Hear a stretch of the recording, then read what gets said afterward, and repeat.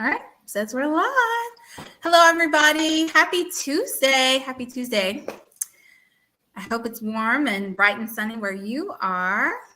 I am Dr. Tara Lynn, a board-certified family physician, speaker, author, and a career coach. I help physicians find fulfillment in their careers again. I thank you for joining me. You can follow me on all of your socials, and that's at Dr. Terralyn, DrTerralon.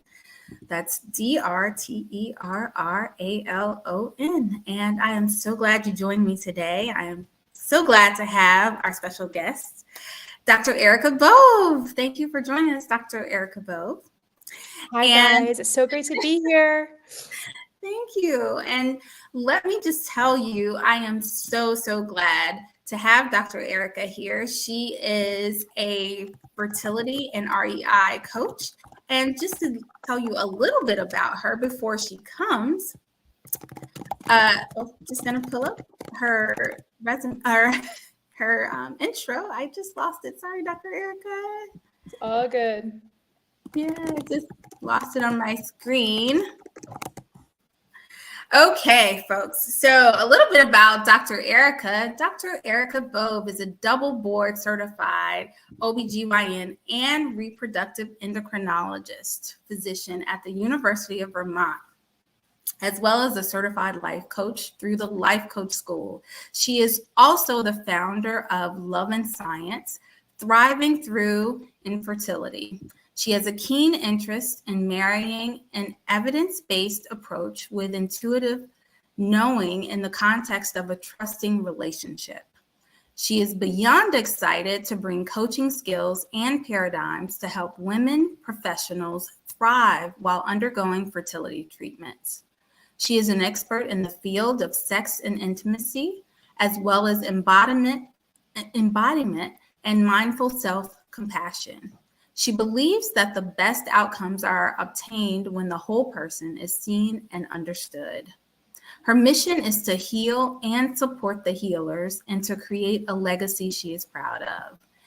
Dr. Erica Bove is a graduate of the University of Notre Dame. She went to med school at the University of Vermont. She completed residency at New York Presbyterian Hospital in Columbia, and she completed fellowship at the University of Michigan. Thank you so much for being here, Dr. Erica. I can't wait for you to tell us about your journey. Welcome. Thank you, Dr. Terralyn. I'm so honored to be here tonight. Dr. Erica, I don't know. I have so many questions. Why don't you tell us just exactly what an REI and fertility coach is, and how did you become one? That's a great question. And so I like to start by saying that I actually went to med school to be a psychiatrist. And which is, I don't think it's irrelevant, because what I do is kind of a combination of, I don't want to say psychiatry because it's not as in-depth in terms of all the different methods and, you know, different cognitive strategies, et cetera. But it's really caring about the human spirit in a way that allows me to use my hands procedurally and my, experience for skills. And it also combines the coaching that I've been so grateful to be experienced with, in terms of the coaching certification, to help people uncover what's holding them back from ultimately achieving their goal. And maybe it's a limiting belief, maybe it's a fear, maybe it's a trauma, maybe it's just, difficulty sticking with the process. Whatever it is, my goal is to inspire, my goal is to listen and meet people where they're at so that they can then build the future of their dreams without any limitations. Wow. So how did you get there? I mean, you mentioned you started out wanting to be a psychiatrist, but now you're this great and probably one of the only REI fertility coaches that I know of in the field. How did you get there? Yeah, that's a great question. So I actually think I'm the only one right now, which I'm so excited, to kind of be creating this space for women. I will say, I think a lot of it has been tuning into my intuition. And when I was in medical school and I was on my psychiatry rotations, something about it just didn't feel right. It just felt the pace was like too slow for me personally. And then when I got to OBGYN, I wasn't even looking at the clock. It was like I was so engaged and so excited about the different problems that these women had that I just like time just went away. And I think that meant that I was resonating on the same frequency of where I was supposed to be. So I decided to go into OBGYN instead. And I kind of had a sense I was going to want to do the infertility specialty, just because that's what I was most drawn to within that. And really, I just like kept doing my best every day, which is what I tell my kids to do. And here we are. I was able to match in a reproductive endocrinology fellowship, which sometimes can be challenging. I was very grateful that I was able to do that. And then I did the 3-year fellowship after my OBGYN residency, and that was just an amazing 3 years. I learned so much. I love the work. I'm still in touch with a lot of my patients. And then I got out into practice and I was like, I am really seeing a gap in what's needed here. It's not a medical knowledge gap. It's not that I can't communicate what all the different options are, but it's all these women, especially professional women, who are just stuck in indecision or, even if they're physicians, not feeling like they understand the process as well as they need to get through it. And I thought to myself, I've benefited from coaching in my personal life in terms of parenting coaching and relationship coaching. Why don't I become a coach? Like, why don't I just build these skills myself and see where that takes me? And I will tell you, Dr. Terrelyn, that was also an intuitive decision. It was like, I was scared, but the universe was like, you need to become a coach. And when the universe tells me things, I listen. And I'm like, okay.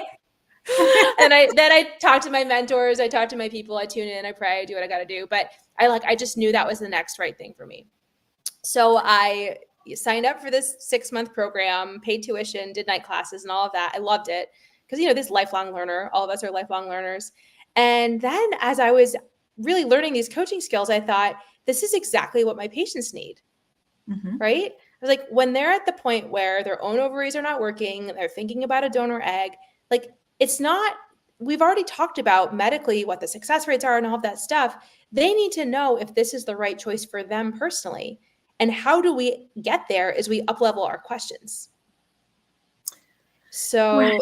Yeah. So that's what I decided to do. I thought, why wouldn't I become a coach in addition to becoming a doctor? I did have to work through some, I call it mind drama about, well, then does it mean I'm not a doctor? And what does that mean? Like all of that stuff. I'm grateful I can still do both. But I think the coaching space is a little different in that it's a curious space. There's ample time.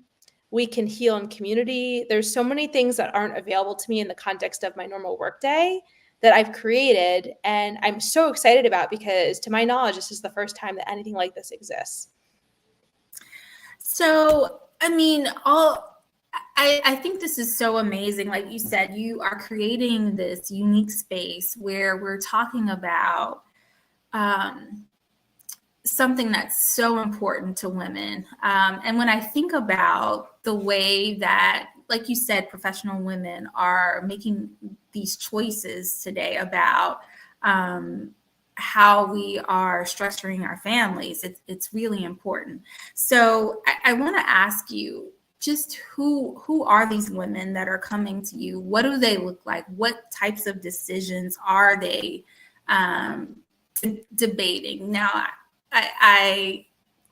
let me give you an example of what I think, and I want to dispel any myths here. So I know that a lot of us are going to school and we are putting off families. We are putting them off later, but not just us, not just professionals. I know that a lot of people look at people like Janet Jackson, who are people like her who are starting their families in their 40s and even 50s. I mean, are you getting women like that? I don't know. Just tell me. I don't know if that's a crazy question or not. Well, are you getting women like that?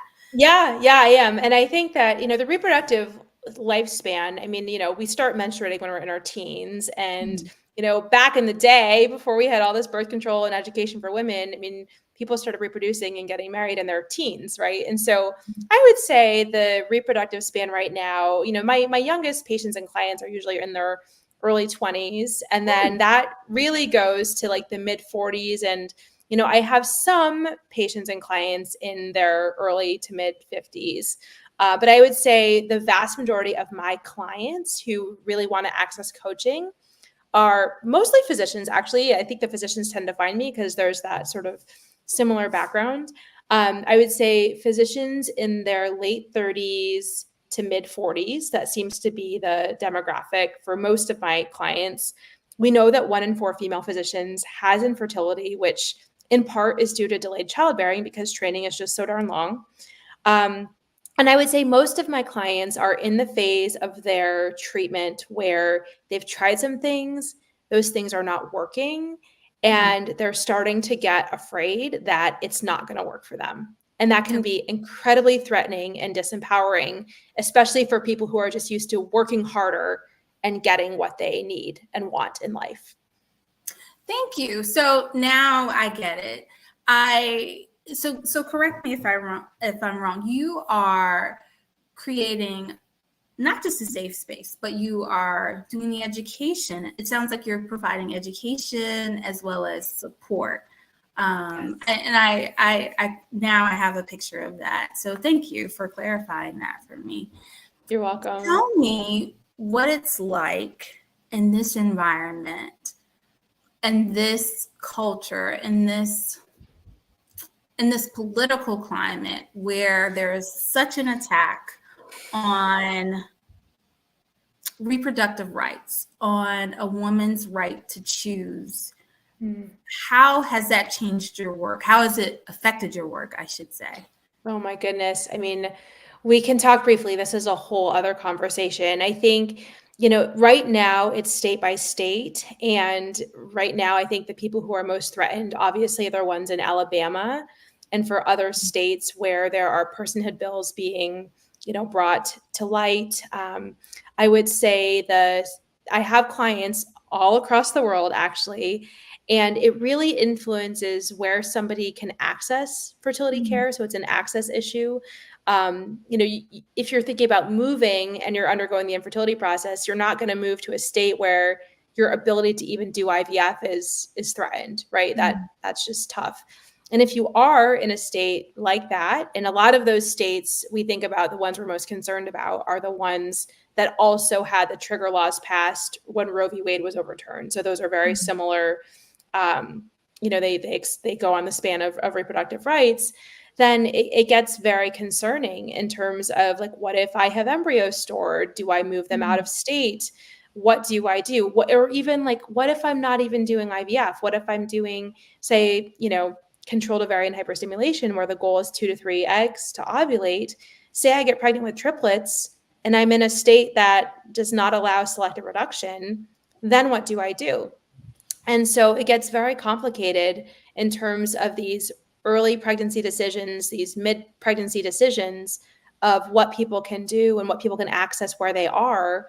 And then I think this also furthers the class divide too, because the people who have means will go and get what they need and travel to do so. And the people who probably need the care the most, right, are unable to travel and stuck with whatever is in their geographic location. So I think there's a lot of unknowns. I think with the election coming up, there's a lot of unknowns in that regard as well. And I just think it's a pretty, not that I rule my life based on fear, but I think that it's a scary time for many, a dark time for many. And I think the more we can come together and talk about these things, the more we can empower each other wherever we live, because we can only judge ourselves by our weakest link. It's not just like, well, I live in New York, so I'm okay. That's not the philosophy. It's like, my colleagues are in Nebraska and, all these other states, Ohio and places, Florida, where it's really scary. And we need to protect reproductive rights everywhere. Otherwise, we are going back 50 to 100 years. Wow. Ooh, I know it's a touchy subject. It's a tough subject. Keeps me up at night. It does. I'm sure. Yeah. So here's another question that I think is interesting. So when we trained,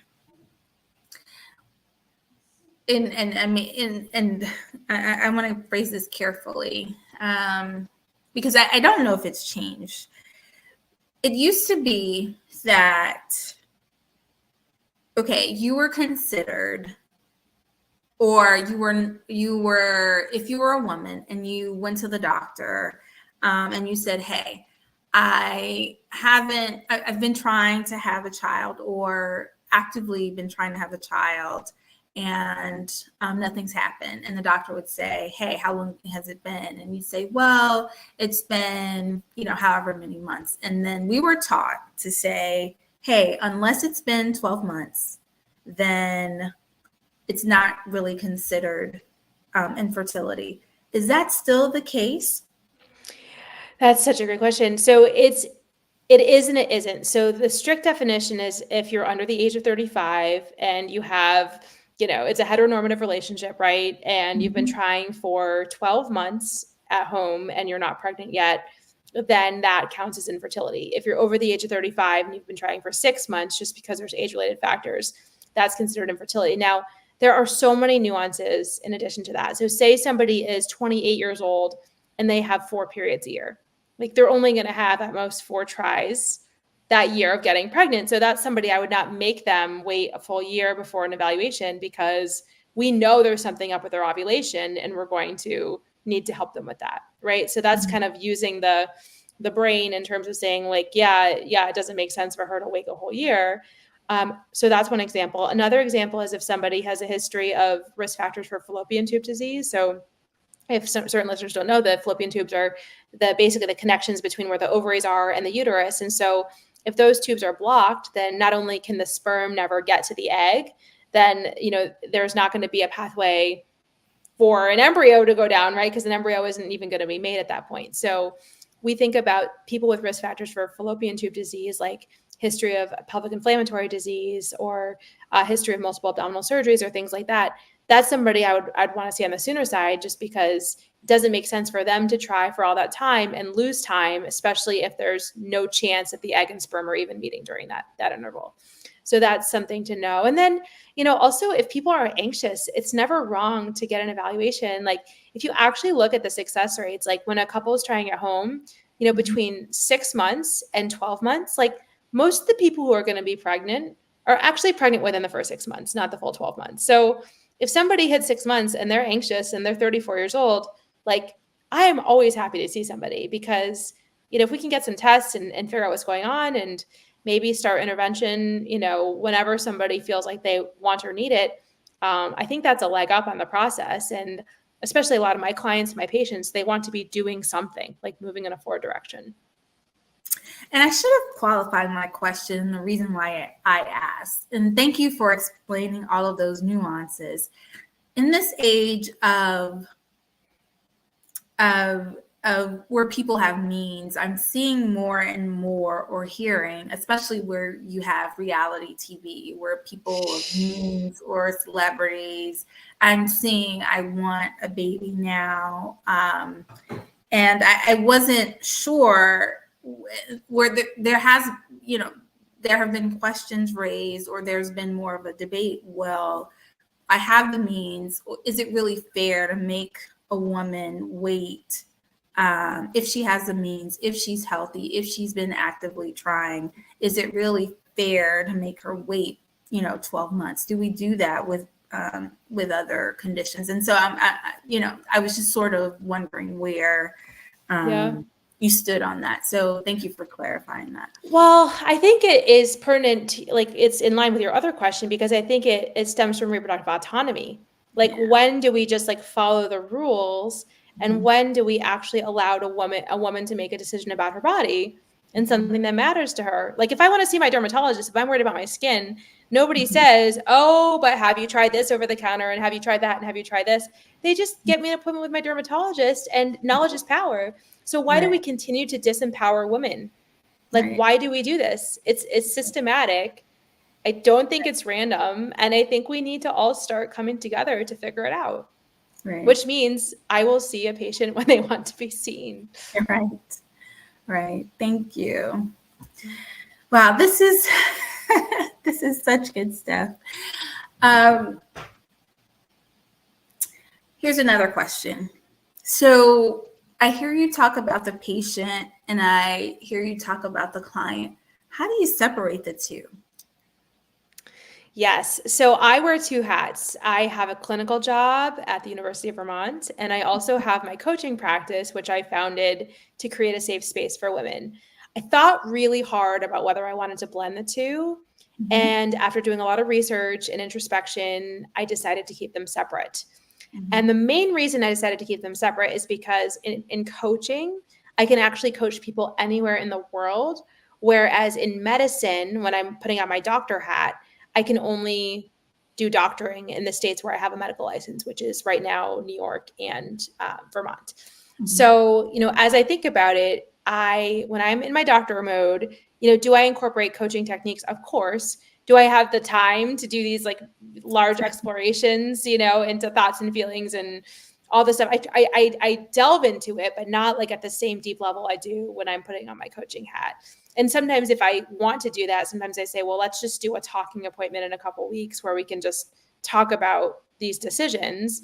Thankfully, I am able to do that in my practice, but it's all kind of under the doctor hat and the medical practice and the medical decisions. When I am on my coaching practice, I can provide my perspective, my medical perspective, but it is not medical advice. And I work with the patient's reproductive endocrinologists, not instead of them, right? So we are all a team, and I can provide my perspective. And it's more aimed towards helping the client themselves come up with their own solutions of what they want to be their next right thing. Because so many times people feel stuck, or they're waking up in the morning at 4 a.m. with all this anxiety. And that's the real problem. It's not like, oh, am I doing another IVF cycle or not? It's like, why am I so crippled by all these strong fears and emotions? I can't even put one foot in front of the other. I can't even round on my patients because I'm so consumed by all this pain and fear and overwhelm and despair. So it's very strong and very disempowering. And so in my coaching world, what I try to do is I try to shine a light on those thoughts and feelings and figure out why those things exist, and then help people figure out how they want to feel, what they would need to think to feel that way, and to build a bridge there. So you see how it's very different. It's not like, sometimes I do help people decide if they want to do donor egg or if they want to do another IVF cycle, all those things. But oftentimes it's truly helping people to believe that they actually could get pregnant. Like it's that, I don't want to say simple. It's not simple. It's that basic in terms of the human condition. And that is the very thing that is keeping them from moving forward, is that crippling fear. So they're very different spaces. There's some overlap, but I'm always just mindful of which hat I have on at the time, and do my people, the best justice I can in that particular role. Here's a question for you. What gives you the most joy in the work that you do? Oh, gosh. So I was coaching a client last week, and we've been working together for a few months now. And she's had a long road, like a really long road. And she had a breakthrough last week. Like, we've been working together. We've been trying to help her see objectively, why there's hope that this next transfer could work. And like the whole time she's like, I just can't see it. I just can't see it. I just can't see it. So we back up, we find something believable, we move forward. And the last time we coached together, she said, I actually think it's possible. I can see it. I actually think it might happen. And, to have such a shift in perspective, in coaching school, we're always taught not to judge our sort of worthiness, our success by the outcome of a client. And I understand that. At the same time, when a client has such a profound shift where they are able to overcome a belief that has been keeping them stuck all this time, it's the most gratifying feeling in the world, because you just know how much you've helped them. And not only in the fertility journey, the thing about coaching is that whatever your access point is into that person's story, into their life, that is just the access point into their whole life. So if that person is having difficulty hoping or difficulty believing that something's possible, that probably shows up in other aspects of their life too. So what it is, Dr. Terlin, is what it's freeing them to live their best life without these limiting fears, without these limiting beliefs, so that they can live life on their own terms and actually let go and allow the greater powers, the universe, the love, whatever we want to call it, the greater powers to come in and do their magic. That's wonderful. Yeah. So what does the ideal client look like for you? Who are the people that you help the most? Who are the people who should be seeking you?